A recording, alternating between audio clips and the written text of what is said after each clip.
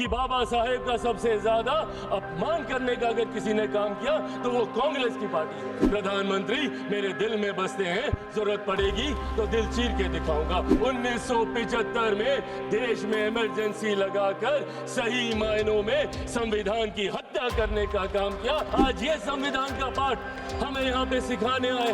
बोलने का अधिकार, देश विरोधी ताकतों की आवाज बनना कांग्रेस की सत्ता को ही उखाड़ फेंकने के लिए किया था। चोरी बोलते हैं, वोट चोरी नहीं, इनका जनादेश चोरी होता जा रहा है कि देश के सबसे वंचित वर्ग से आने वाली एक महिला देश के सर्वोच्च पद पर जाके बैठी है। ये बात इन्हें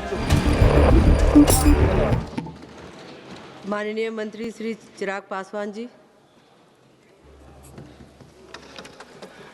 धन्यवाद मुझे ये अवसर देने के लिए। आज मैं मेरी पार्टी लोक जनशक्ति पार्टी रामविलास की तरफ से माननीय स्पीकर साहब के ऊपर आए अविश्वास प्रस्ताव के विरोध में अपनी बातों को रखने के लिए यहाँ पे खड़ा हुआ हूँ। आज जब मैं अपनी बातों को यहाँ पे दर्ज करा रहा हूँ, मुझे अफसोस इस बात का होता है कि आज हमारा विपक्ष इतना मुद्दाहीन हो गया है कि आज उन्हें सदन में लाने के लिए एक अविश्वास प्रस्ताव, वो भी स्पीकर साहब के खिलाफ, इन तमाम मुद्दों में, सरकार की तमाम गतिविधियों में, तमाम कार्रवाइयों में अगर उन्हें सबसे ज्यादा महत्वपूर्ण कुछ लगा तो वो इसको लेकर आए। ये अपने में दर्शाता है कि अब विपक्ष के पास या तो कोई मुद्दा बचा नहीं, और हकीकत इसमें यह भी है कि सरकार की जो भूमिका रही है पिछले 11 सालों में, मेरे प्रधानमंत्री नरेंद्र मोदी जी के नेतृत्व में जिस तरीके से सरकार की उपलब्धियां रही हैं, नीतियां रही हैं, शायद उन्होंने कभी विपक्ष को ये मौका दिया भी नहीं। पर आज जब हम लोग इस अविश्वास प्रस्ताव की बात कर रहे हैं, स्पीकर व्यक्ति विशेष नहीं होता, चेयर होता है, और इस चेयर का सम्मान हम सब करते हैं, हम सबको करना चाहिए। ये चेयर किस आधार पर काम करती है? संविधान के आधार पर। संविधान के आधार पर भारत की संसद, हमारा देश एकमात्र आधार पर चलता है। मेरे प्रधानमंत्री ने अपने शब्दों में इस बात को कहा कि देश चलेगा तो सिर्फ और सिर्फ संविधान के आधार पर चलेगा। मैं संविधान की ये कितना ये सम्मान करते हैं, क्योंकि कई बार कांग्रेस के तमाम नेता अपनी जेब में संविधान की किताब को लेकर घूमते हैं, अलग अलग मंच पे उसको लहराने का काम करते हैं। संविधान का सम्मान आप कितना करते हैं उसकी चर्चा मैं बाद में करूंगा, पर संविधान के रचयिता, उनका इन्होंने कितना सम्मान किया इसका भी जिक्र आज होना जरूरी है, क्योंकि आज उन्हीं के बनाए हुए संविधान के आधार पर इस शेर का हम लोग सम्मान करते हैं। डॉक्टर बाबा साहेब भीमराव अंबेडकर। मैं पूछना चाहता हूं कांग्रेस विपक्ष के नेता और दलों से जो इनका समर्थन करते हैं, बताइए मुझे डॉक्टर बाबा साहेब भीमराव अंबेडकर का क्या सम्मान किया इन्होंने? बल्कि इतिहास गवाह है और हर कोई जानता है कि बाबा साहेब का सबसे ज्यादा अपमान करने का अगर किसी ने काम किया तो वो कांग्रेस की पार्टी है। आप बता दीजिए मुझे एक कार्य आप मुझे बता दीजिए जो आपने बाबा साहेब के सम्मान में किए हों। लगभग 4 दशक से ज्यादा भारत को स्वतंत्र हुए हो गए थे, पर उसके बावजूद बाबा साहेब की एक भी प्रतिमा, मैं फर्स्ट टाइम मेंबर पार्लियामेंट जब 2014 में बन के आया था, मुझे आश्चर्य होता था ये सोचकर कि एक ऐसा सदन जो संविधान के आधार पर चलता है और उसी संविधान के रचयिता की एक तस्वीर तक भारत की संसद में नहीं है। बताइए क्यों नहीं कांग्रेस पार्टी ने उनकी प्रतिमा लगाई? आज संविधान के सम्मान की बात करते हैं, क्यों 4 दशक तक 89 से पहले 89 में जब वीपी सिंह जी की सरकार थी, जिसका समर्थन भारतीय जनता पार्टी कर रही थी, जिस सरकार में मेरे नेता, मेरे पिता आदरणीय रामविलास पासवान जी श्रम एवं कल्याण मंत्री थे, उस सरकार में पहली बार बाबा साहब का तैल चित्र भारत के सेंट्रल हॉल में लगाने का काम किया, जिसको आज हम लोग संविधान सदन बोलते हैं। और तकलीफ इस बात की कि उस वक्त तक एक दल नहीं, एक परिवार के 3-3 सदस्यों की प्रतिमा उस सदन में लगी हुई थी, पर बाबा साहब की प्रतिमा इन लोगों ने लगाना जरूरी नहीं समझा। आज हम लोग जब गर्व से बोलते हैं, फख्र से बोलते हैं, भारत रत्न डॉक्टर बाबा साहब भीमराव अंबेडकर, भारत रत्न की उपाधि इनको उस सरकार में देने का काम किया। उनके जन्म दिवस पर 14 अप्रैल को छुट्टी की घोषणा करने का काम उस वीपी सिंह जी की सरकार में किया गया। और ये लोग बात करेंगे संविधान की। जब आप संविधान के रचयिता का सम्मान नहीं कर सकते तो उस संविधान का क्या सम्मान करेंगे, ये सवाल आपसे पूछना बनता है। और संविधान को पॉकेट में लेके घूमते हैं आप लोग। पॉकेट में लेके घूमने की चीज है हमारा संविधान, अलग अलग मंचों पे लहराने की चीज है हमारा संविधान। एक प्रसंग महोदय आपकी इजाजत से मैं देना चाहूंगा। 2020 में किसी कारणवश मैं अकेले चुनाव लड़ रहा था बिहार विधानसभा का, और उस वक्त मुझे चुनाव प्रचार के दौरान, क्योंकि मैं गठबंधन से अलग था, तो ऐसे ही विपक्षी दल जितने बिहार के हैं, मुझे कहा जाता था कि मैं अपने चुनाव प्रचार में मेरे प्रधानमंत्री की तस्वीर का इस्तेमाल नहीं करूंगा। उस वक्त मैंने कहा था कि मुझे मेरे प्रधानमंत्री की तस्वीर बैनर पोस्टर होर्डिंग पे लगाने की जरूरत नहीं है, प्रधानमंत्री मेरे दिल में बसते हैं, जरूरत पड़ेगी तो दिल चीर के दिखाऊंगा। और ये है संविधान हमारा, इस लोकतंत्र के मंदिर की आत्मा है संविधान, हमारे देश की रीढ़ है संविधान, 140 करोड़ लोगों का स्वाभिमान है संविधान। कैसे संविधान को आप अलग अलग मंच पे लहराते हैं, उसकी किताब को ये लोग जेब में लेके घूमने का काम करते हैं। और संविधान का सम्मान, with all due respect, Congress बताएगी, जिन्होंने 1975 में देश में इमरजेंसी लगाकर सही मायनों में संविधान की हत्या करने का काम किया। आज ये संविधान का पाठ हमें यहाँ पे सिखाने आए हैं। और अगर आप संविधान की बात अगर आप करते हैं तो संविधान सिर्फ अधिकारों की बात नहीं करता, जिम्मेदारियों की भी बात करता है। राइट्स एंड ड्यूटीज को पैरेलली लेकर चलने का काम संविधान करने का काम करता है। यहाँ पे आपको अपने राइट्स याद रहते हैं, आप अपने हकों की बात करते हैं, बोलने का अधिकार, बोलने का अधिकार, बोलने का अधिकार, बोलने का अधिकार। देश विरोधी ताकतों की आवाज बनना कतई नहीं हो सकता, उसे कभी नहीं स्वीकार किया जा सकता। आप बोलने की आजादी की बात करते हैं, अपनी जिम्मेदारियों का भी तो एहसास कीजिए। कितनी बार आपने इस सदन का मंच का इस्तेमाल किया, कीजिए इस्तेमाल, पर सिर्फ एक जिद पे अगर आप अड़ जाएंगे कि मैं बोलूंगा तो इस नियम के तहत बोलूंगा, मैं बोलूंगा तो ऐसे बोलूंगा, अब बोलूंगा तब बोलूंगा। क्या प्रश्नकाल नहीं है मंच बोलने के लिए? क्या शून्यकाल नहीं है मंच बोलने के लिए? क्या अलग अलग डिबेट्स नहीं है मंच बोलने के लिए? आज राष्ट्रपति जी के अभिभाषण पे आए धन्यवाद प्रस्ताव के ऊपर, आप रखते जितनी बातों को रखना है, पर सिर्फ एक जिद कि मैं ऐसी बात बोलूंगा जिसकी कोई प्रामाणिकता नहीं है। और उस जिद के चक्कर में आप भी नहीं बोले, किसी को नहीं बोलने दिया। यहाँ सपा, टीएमसी, जो भी लोग यहाँ पे मौजूद हैं, इन लोगों का भी समय पूरा खाने का काम सिर्फ एक व्यक्ति और उनकी उस जिद ने, और उस जिद की वजह से आपके खुद अपने दल के नेता कितना सफर कर रहे हैं। मैं खुद, मेरे दल में 3 first timer member of parliaments हैं। मैं चाहता हूं कि उन्हें ज्यादा से ज्यादा मौका मिले। आपकी पार्टी में कितने फर्स्ट टाइमर्स होंगे, सपा में कितने होंगे, टीएमसी में कितने होंगे? सदन चलेगा तब तो बोलने का मौका मिलेगा। और कितने मौके मिलते हैं भाई, बाकियों को तो फिर भी समय मिल जाता है। जो बड़े चेहरे होते हैं वो मीडिया के माध्यम से अपनी बातें रख लेते हैं, बट कोई पहली बार का सांसद अपने क्षेत्र में दिखाने के लिए कि मैंने तुम्हारे लिए सवाल उठाया, प्रश्नकाल ही होता है। उनके पास यही 0 आवर होता है, या अगर कभी कोई डिबेट होती है तो उनकी पार्टी उनको मौका देती है, यही मौके होते हैं ना। तो इन मौकों का इस्तेमाल करने की बजाय अगर संसद में गतिरोध ही चलता रहेगा, संसद को आप चलने ही नहीं देंगे। और क्यों नहीं चलने देंगे? सिर्फ एक जिद की वजह से। और जिद पे क्या याद आता है? अधिकार, बोलने का अधिकार, बोलने का अधिकार। आपकी ड्यूटीज कहां जाती है? My right to move my hand stops when the nose of the other person starts. आपको रुकना होगा, आपको अपनी जिम्मेदारियों का एहसास करना होगा, और आपकी जिम्मेदारी ज्यादा है। आप विपक्ष हैं, विपक्ष का काम है सरकार को घेरना। घेरिए। रोज सुबह हम मंत्री तैयारी करके आते हैं, रात भर हम लोग बैठते हैं कि कल सदन में सवाल है, पूछिए सवाल, देंगे हम जवाब। अकाउंटेबिलिटी तय कीजिए, बट अकाउंटेबिलिटी तय करने की रिस्पॉन्सिबिलिटी आपके ऊपर है।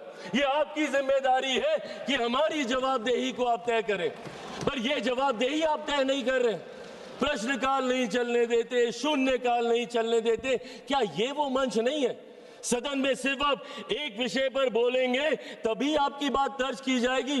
और यही कारण है, यही कारण है कि एक के बाद एक देश की जनता इन्हें नकारने का काम कर रही है। मैं बिहारी हूं, बिहार की धरती से आता हूं। जयप्रकाश नारायण जी ने बिहार की धरती पर ही वहां के गांधी मैदान में संपूर्ण क्रांति का आह्वान किया था, और वो संपूर्ण क्रांति का आह्वान कांग्रेस की सत्ता को ही उखाड़ फेंकने के लिए किया था। उन्होंने कहा था, सिंहासन खाली करो कि जनता आती है। और आज वही काम देश की जनता के समर्थन से मेरे प्रधानमंत्री कांग्रेस मुक्त भारत करने का कर रहे हैं। क्यों? क्योंकि आपका आचरण ऐसा है। इस तरीके के आचरण को कतई नहीं स्वीकारा जा सकता। सदन में इस तरीके से आना, टेबल पर चढ़ जाना। मैं खुद सनातनी हूं, मैं मानता हूं अगर ये लोकतंत्र का मंदिर है तो यहाँ पे रखे कागज, टेबल, कुर्सी मां सरस्वती का रूप है। किस तरीके से आप कागज फाड़ते हैं, एसडी साहब के टेबल पे आप खड़े हो जाते हैं, चेयर तक आप जाने का काम करते हैं। इस तरीके का आचरण, और कैसे हम इसको न्यू नॉर्मल मान लें? क्योंकि ये आचरण निरंतरता में होता गया तो परंपरा बन जाएगी, और परंपराएं उदाहरण बन जाएंगी। और कल जो हमारी जगह यहाँ पे बैठा होगा वो आज का उदाहरण दे रहा होगा। इसीलिए जरूरी है आज की तारीख में हमें अपने आचरण को सुधारने की। एक के बाद एक, जब मैं विपक्ष की जिम्मेदारियों की बात करता हूं, लोकतंत्र की खूबसूरती है सत्ता पक्ष विपक्ष। जहां सत्ता अपनी बात रखेगी, विपक्ष अपनी बात रखेगा। क्या है इनका ऑल्टरनेट विजन? एक विजन बता दें मुझे। अगर सरकार ये गलत कर रही है तो ये चीजें हैं, आप इसको सही कीजिए। ऑल्टरनेट विजन आप देंगे नहीं, सिर्फ आरोप लगाएंगे और लोगों को भ्रमित करने का काम करेंगे। आज तक इन लोगों ने लोगों को सिर्फ विपक्ष ने डराकर अपनी तरफ करने का काम किया। एक के बाद एक ऐसे मुद्दे उठाते हैं और उसको लेकर भ्रम फैलाने का काम करते हैं। कभी सीए का मुद्दा उठाते हैं, हम लोग सदन में कह के थक गए भैया कि सीए का कानून एक ऐसे नागरिकता देने वाला कानून है जहां पे वहां दूसरे अल्पसंख्यक लोगों को नागरिकता देने का कानून है, जहां पे बहुसंख्यक ही मुसलमान है। अब मुसलमानों के बीच में जाके भ्रम फैलाना, नागरिकता छीन ली जाएगी, नागरिकता छीन ली जाएगी। किसकी नागरिकता छीन ली गई? पूरी लोकसभा का चुनाव ये लड़ते रहे कि अगर वापस से मोदी जी तीसरी बार आ गए तो संविधान की हत्या हो जाएगी, लोकतंत्र समाप्त हो जाएगा, आरक्षण समाप्त कर दिया जाएगा। किसका आरक्षण छीन लिया गया? कहां का लोकतंत्र समाप्त हो गया? कौन से संविधान की हत्या कर दी गई? एक के बाद झूठ बोलना और इस तरीके से लोगों को भ्रमित करना। और अब नया हथियार इनको मिला एसआईआर को लेकर। एसआईआर को लेकर सदन नहीं चलने देंगे, उसको लेकर हंगामा करेंगे। अरे प्रभु, एसआईआर पहली बार थोड़ी हुआ, आपके समय पे भी हुआ था। उस वक्त क्या हो गया एसआईआर को लेकर? और एसआईआर का जवाब तो बिहार की जनता ने दिया ना। एलओपी गए थे वहां पे 10-12 दिन वहां पे करके आए और ऐतिहासिक हार वहां पे दर्ज करा कर आए।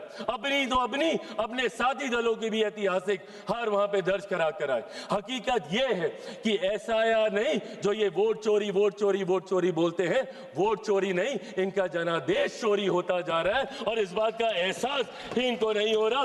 क्यों? क्योंकि ये अपनी अंतरात्मा में झांक के नहीं देखते। इनको आरोप लगाना है पर आत्ममंथन नहीं करना। इनको दूसरे से सवाल पूछने हैं बट खुद से कभी सवाल नहीं करने, और यही कारण है। और आज एक व्यक्ति का विरोध करते करते, मेरे प्रधानमंत्री का विरोध करते करते अब देश का विरोध करने लग गए।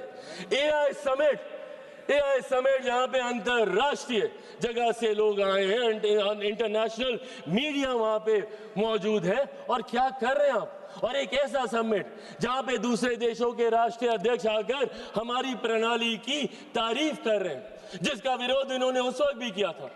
यूपीआई के वक्त इन्होंने कहा था कैसे होगा, एक औरत जो ठेले पे है वो कैसे उसकी पेमेंट करेगी, पॉश मशीन कहां से लगेगी। और आज उसी की तारीफ फ्रांस के राष्ट्रीय अध्यक्ष करके जा रहे हैं। और उस समिट में इन्होंने देश को अपमानित करने का काम किया। डेड इकोनॉमी बुलाते हैं हमारे देश को ये, जबकि दूसरे लोग और अर्थशास्त्री इस बात को मानते हैं कि India is one of the fastest growing economy. Global challenges होने के बावजूद हमारी अर्थव्यवस्था मजबूत होती जा रही है। क्या ये सामान्य बात है कि दहाई के आंकड़े से धीरे धीरे हम लोग करते करते चौथे नंबर पर आ गए? आने वाले दिनों में वो दिन भी दूर नहीं जब हमारा देश दुनिया की तीसरी सबसे बड़ी अर्थव्यवस्था होगा।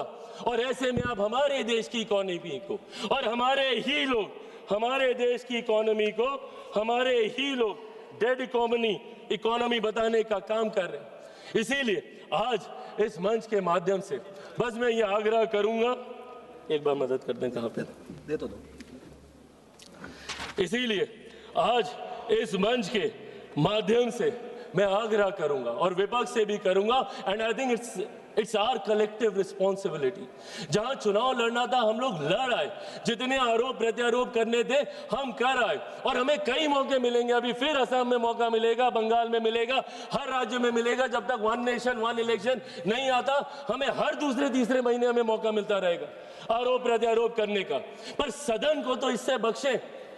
Let it be a collective responsibility of all of us to come together। और यहाँ पे बात हो, और बात होनी जरूरी है। सहमति असहमति की बात नहीं है, बात होनी जरूरी है। आप अपना पक्ष रखें, हम अपना पक्ष रखेंगे, लोगों को उसके बाद फैसला करने दीजिए। आप राष्ट्रपति जी के अभिभाषण पे आपके पास पूरा समय था, आप राष्ट्रपति जी के सम्मान की बात करते हैं। क्या आप बताइए, उनके अभिभाषण पे आए धन्यवाद प्रस्ताव का इस तरीके से निरादर करना, क्या ये उनका अपमान नहीं था? जिस तरीके से विपक्षी दल बंगाल वो गई थी, जिस तरीके से वहां की सरकार, अरे राष्ट्रपति हैं वो, चुनावी राजनीति से, दलगत राजनीति से उठकर है वो, और जिस तरीके से उनका अपमान वहां पे किया जाता है, क्योंकि इनको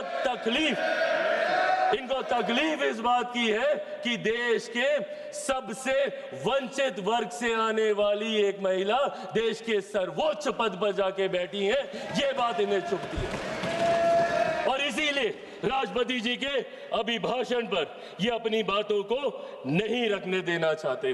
अंत में महोदय, मैं बस ये कहना चाहूंगा, आज जिनके खिलाफ ये अविश्वास प्रस्ताव लेकर आए हैं, आदरणीय ओम बिरला जी, हम सब जानते हैं, और दिल पे हाथ रखकर इनमें से किसी से भी पूछिएगा, हर व्यक्ति कहेगा कि ऐसे स्पीकर जिन्होंने दलगत राजनीति से उठकर हर किसी का सम्मान करने का काम किया। एक मिनट माननीय सदस्य, एक मिनट। माननीय सदस्यगण, सदन की सहमति हो तो सभा की कार्यवाही 7 बजे तक के लिए बढ़ा दी जाए। माननीय सदस्य बोलिए। आदरणीय ओम बिरला जी, हम सब जानते हैं कि उनका व्यक्तित्व कैसा है, कितनी समावेशी सोच वाले हैं। उन्होंने हमेशा प्रयास किया कि ज्यादा से ज्यादा लोगों को अकोमोडेट किया जाए, ज्यादा से ज्यादा फर्स्ट टाइमर्स को मौके दिए जाएं। दुनिया भर के प्रोग्राम्स उन्होंने चलाए, इंटरेक्टिव सेशंस उन्होंने चलाए, और वो आज से इस चेयर पे थोड़ी बैठे हैं, उनका अपना अनुभव है। पिछली लोकसभा में भी वो इस चेयर पे बैठकर इस सदन का संचालन करते रहे, और खूबसूरती से करते रहे। और किसी से भी पूछेगा, हर कोई मानेगा कि कतई उनके आचरण में, उनके व्यवहार में, या उनकी समावेशी सोच में अगर किसी को किसी बात की तकलीफ हो। पर इन लोगों को दिक्कत इसी बात की होती है कि भाई, अगर कुर्सी पे बैठा कोई व्यक्ति ऐसे फैसले ले रहा है जो देश हित में है, जो राष्ट्र निर्माण में है, हमारी सरकार ऐसे प्रस्ताव लेकर आ रही है, तो कैसे ये उसका समर्थन कर सकते हैं? आज पूछिए इनको किस बात की तकलीफ है मेरी सरकार से। इस बात की तकलीफ कि आज राष्ट्रीय स्तर पर ही नहीं, अंतर्राष्ट्रीय स्तर पर मेरे प्रधानमंत्री के नेतृत्व में हम लोग हर सेक्टर में आगे बढ़ने का हम लोग काम कर रहे हैं। किस बात की तकलीफ है? मैंने बाबा साहेब का जिक्र किया। जब मैं इनसे सवाल पूछता हूं कि आपने क्या किया, हमारी सरकार ने प्रधानमंत्री जी के नेतृत्व में बाबा साहेब से जुड़े हुए जितने 5 स्थल थे, भले मऊ में उनकी जन्मभूमि हो, या दिल्ली में जहां पे उनका निवास था, या चैत्य भूमि हो, या दीक्षा भूमि हो, या लंदन में जहां पे उन्होंने उच्च शिक्षा हासिल की, उन तमाम जगहों को तीर्थ स्थल के तौर पर हम लोगों ने विकसित करने का काम किया। अलग अलग योजनाओं के माध्यम से गरीबों को मुख्य धारा के साथ जोड़ने का काम किया। पिछले 11 साल में 25 करोड़ लोगों को हम लोगों ने गरीबी रेखा से बाहर निकालने का काम किया। देश की एक बड़ी आबादी को घर घर राशन पहुंचाने का काम किया, ताकि उनके हाथ में ज्यादा पैसे बच सके। उनकी प्रति व्यक्ति आय को बढ़ाने का हमने काम किया। एक के बाद एक ऐसे फैसले मेरे प्रधानमंत्री के नेतृत्व में लिए गए, जिसकी वजह से आज हमारा देश वैश्विक चुनौतियों के बावजूद एक स्थिर व्यवस्था है, एक स्थिर अर्थव्यवस्था है, और धीरे धीरे ये बढ़ती जा रही है। और आज मैं पुनः यह आग्रह करूंगा, अगर इसके बाद भी शिकायत है, तकलीफ है, तो ये मंच उसी के लिए है। आए हम सब मिलकर इस मंच का इस्तेमाल करें, ज्यादा से ज्यादा समय यहाँ पे काम होने दें। मेरे नेता, मेरे पिता निरंतरता में लंबे समय तक इस सदन के सदस्य रहे। उनसे मैंने आचरण सीखे, उनसे मैंने परंपराएं सीखी, उनसे मैंने यहाँ की कार्यशैली सीखी। बट जिस तरीके का आचरण आज मैं देख रहा हूँ, ये हम सबको याद रखने की जरूरत है कि कोई व्यक्ति अजर अमर होकर नहीं आता है। आज हम हैं, कल कोई और आएगा, पर जो दूसरा कल आएगा वो आपका मूल्यांकन कैसे करेगा, वो आपको कैसे देखेगा, ये आपके आज के आचरण पे निर्धारित होता है। इसीलिए आने वाले दिनों के लिए, मेरे बच्चों के लिए, आने वाली नई पीढ़ियों के लिए हम लोग खूबसूरत परंपराएं यहाँ से स्थापित करके जाएं, उसके लिए हम सबको यहाँ पर मिलकर कार्य करने की जरूरत है। एक बार फिर से आपने मुझे मौका दिया और मैं आदरणीय ओम बिरला जी का हृदय से बहुत सम्मान करता हूँ और मैं मानता हूँ कि वो जल्द वापस इस कुर्सी को आके अपना उसको सुशोभित करने का काम करेंगे। मैं अपनी पार्टी की तरफ से आए इस अविश्वास प्रस्ताव का विरोध करते हुए अपनी बातों को समाप्त करता हूं। धन्यवाद। माननीय